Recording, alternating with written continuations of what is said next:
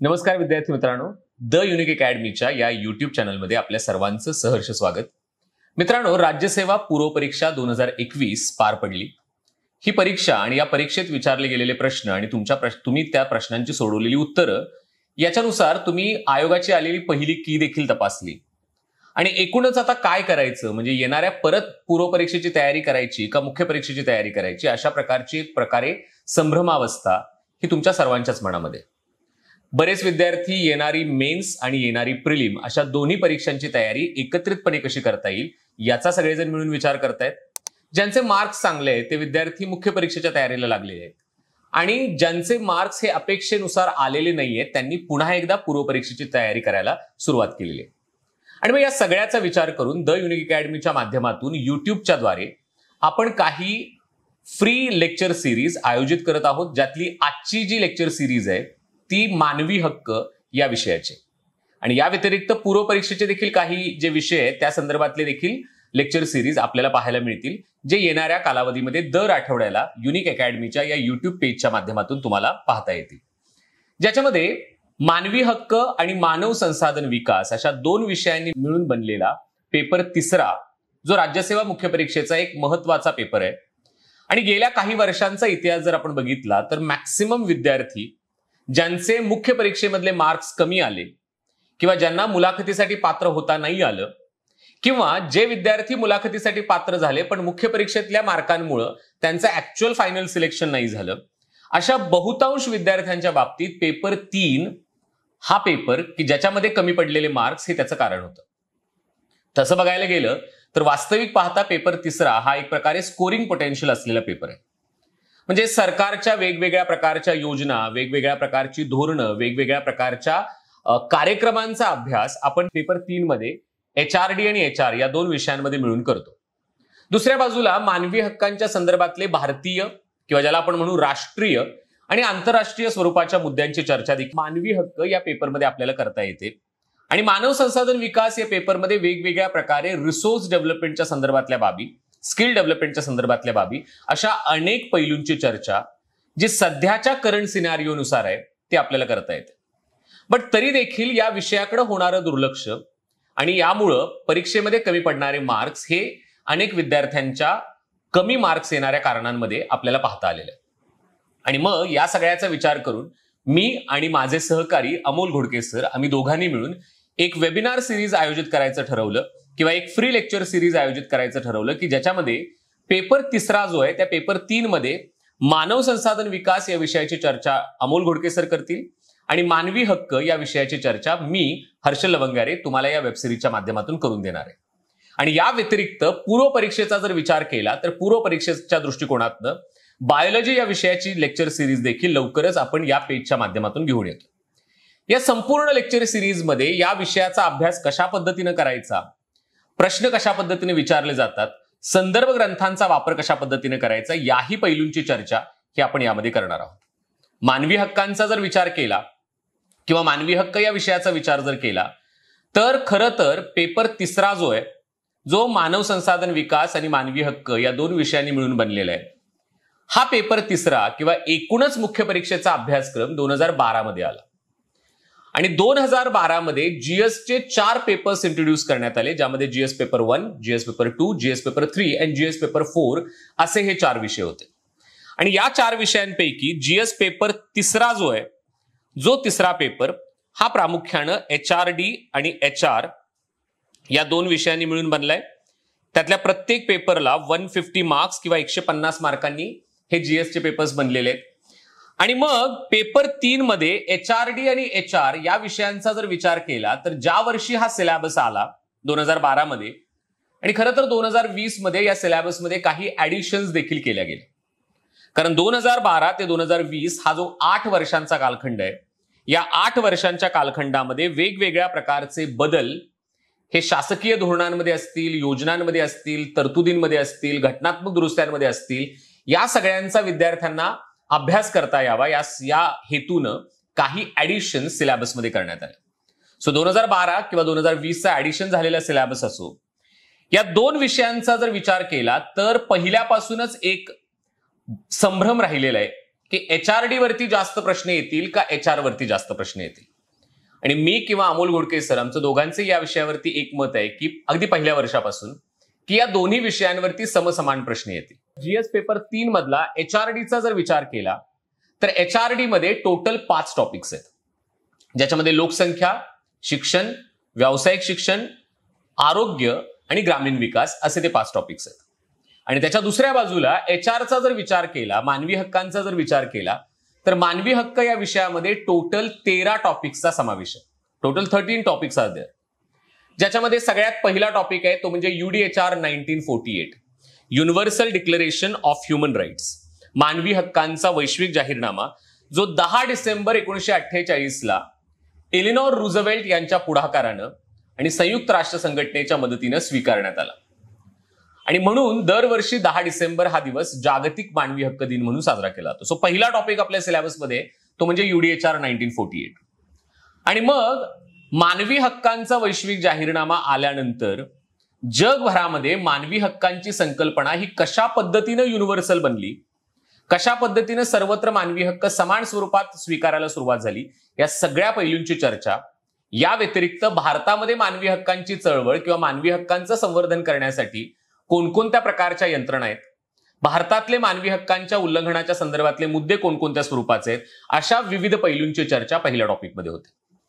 आणि त्याच्यानंतर टॉपिक दुसरा ते टॉपिक 13वा हे खरं तर आयोगाचं किंवा MPSCचं इनोव्हेशन आहे.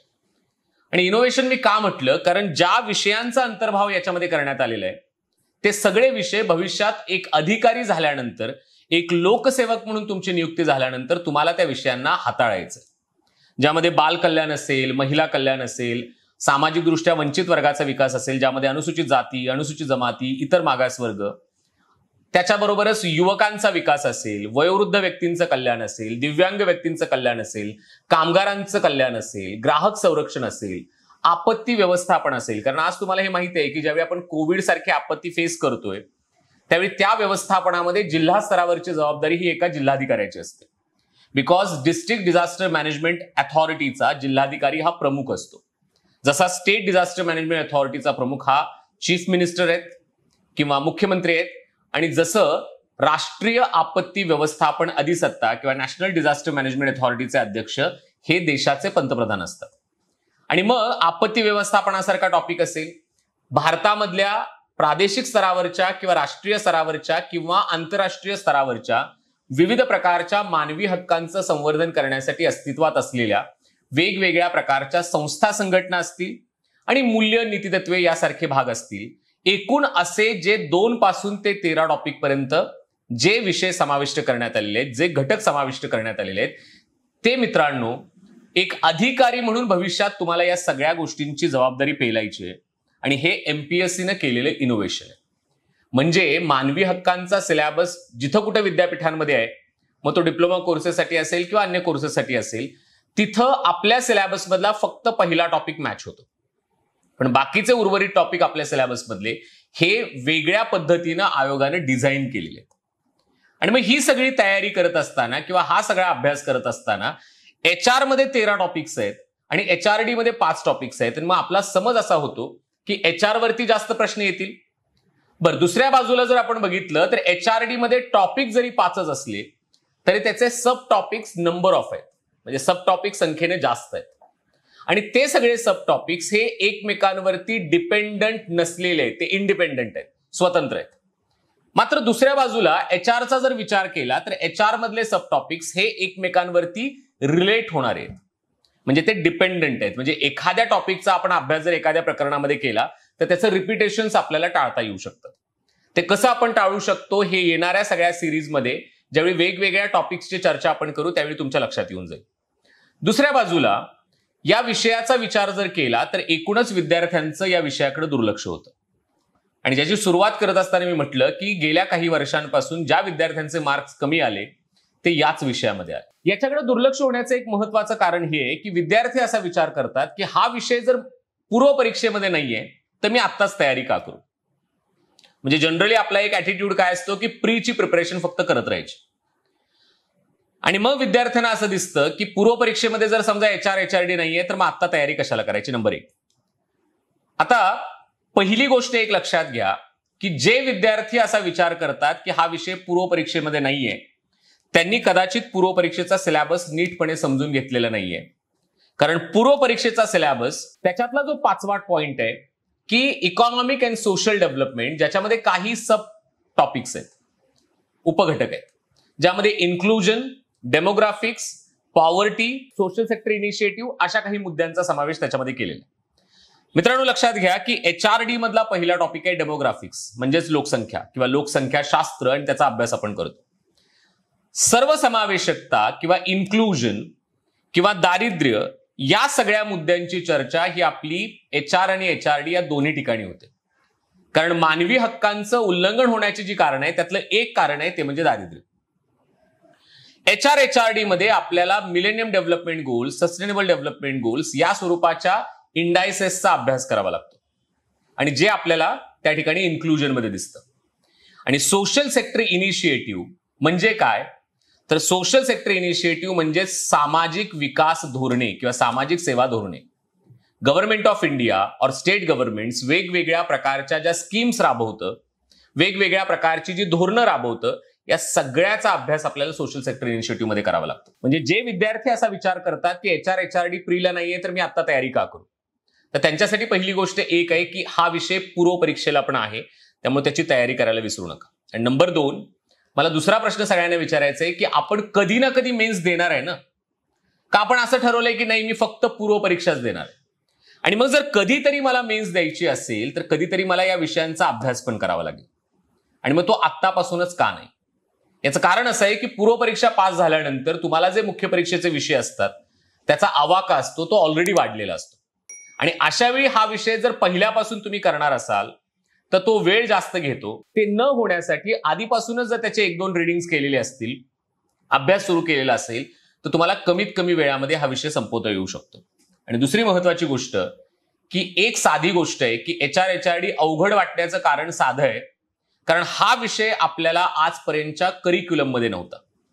तो ना आपल्याला 10वी पर्यंत होता, म्हणजे त्याचे स्टेट बोर्ड और NCERTs अवेलेबल नाहीयेत. तो आपल्या ग्रॅज्युएशन लेवलला नव्हता, म्हणजे एक नव्यानं आलेला विषय, आणि त्यामुळे देखील एक प्रकारची भीती किंवा एक प्रकारचा आळस या विषयाची तयारी करण्यामध्ये आपल्याला जाणवतो. सो तो आपल्याला सोडायचा आहे आणि या विषयाची तयारी करायला सुरुवात करायची आहे. आणि येणाऱ्या या संपूर्ण वेब सिरीजच्या माध्यमातून किंवा या संपूर्ण व्हिडिओ सिरीज और लेक्चर सिरीजच्या माध्यमातून आपल्याला प्रत्येक टॉपिकमध्ये कोणकोणते घटक आहेत, त्याची तयारी कशा पद्धतीने करायची, प्रश्न कशा पद्धतीने विचारले जातात, आणि मग या प्रश्नांची सोडवणूक करण्यासाठी आपल्याला कोणकोणते रिसोर्सेस वापरायचे, ह्या सगळ्या बाबींची चर्चा ही आपण येणाऱ्या व्हिडिओजमध्ये बघणार आहोत. सो मित्रांनो, पुन्हा एकदा तुमचं स्वागत आहे या नवीन वेब सिरीजमध्ये, ज्यामध्ये दर आठवड्याला आपण HRD आणि HR या विषयांचे काही डिटेल सविस्तर अभ्यासाचे लेक्चर व्हिडिओज हे या युट्यूबच्या पेजच्या माध्यमातून बघणार आहोत. So stay tune and stay connected. Thank you so much. The unique अकॅडमीचे नवनवीन व्हिडिओज आणि अपडेट्स मिळवण्यासाठी लाईक करा, सबस्क्राईब करा आणि शेअर करा.